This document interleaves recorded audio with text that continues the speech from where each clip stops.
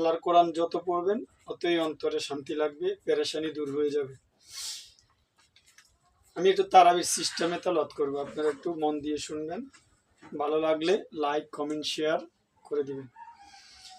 আউযু বিল্লাহি মিনাশ শাইতানির রাজীম। বিসমিল্লাহির রহমানির রহিম। هنالك دعا زكريا ربه قال رب هب لي من لدنك ذرية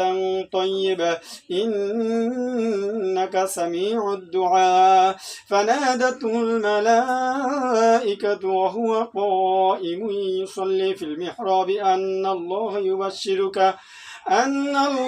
يبشرك بيحيى مصدقا بكلمة من الله وسيدا وحسورا ونبيا من الصالحين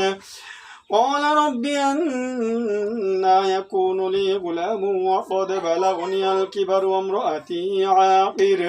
قال كذلك الله يفعل ما يشاء قال رب اجعل لي آية قال آيتك ألا تكلم الناس 3 أيام إلا رمزا واذكر ربك كثيرا وسبح بالعشي والإبكار وإذ قالت الملائكة يا مريم إن الله اصطفاك وطهرك واصطفاك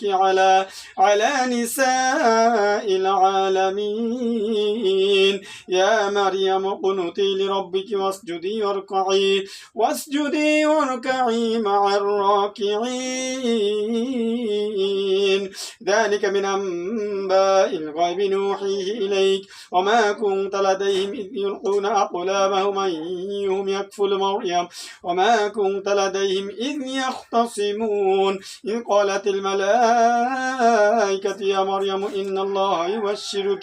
يبشرك بكلمة منه اسمه المسيح عيسى بن مريم وجيها في الدنيا والآخرة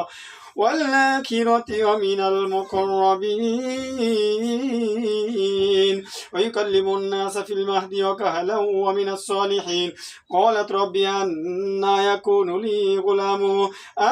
يكون لي ولد ولم يمسسني بشر قال كذلك الله يخلق ما يشاء إذا قضى أمرا فإنما يقول له كن فيكون ويعلمه الكتاب والحكمة والتوراة والإنجيل ورسولا إلى بني إسرائيل أني قد جئتكم بآية من ربكم أني أخلق لكم من الطين كهيئة الطير فأنفخ فيه فيكون طيرا بإذن الله وأبرئ الأكمه والأبرص وأحيي الموتى بإذن الله وأنبئكم بما تأكلون وما تدخرون في بيوتكم إن في ذلك الآية لكم إن كنتم مؤمنين ومصدقا لما بين يدي من التوراة وليحل لكم بعض الذي حرم عليكم وجئتكم بآية من ربكم فاتقوا الله وأطيعون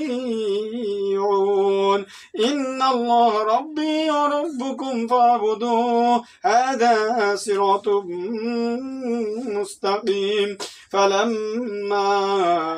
أحس عيسى منهم الكفر قال من أنصاري إلى الله قال الحواريون نحن أنصار الله آمنا بالله واشهد بأننا مسلمون ربنا آمنا بما أنزلت واتبعنا الرسول فاكتبنا مع الشاهدين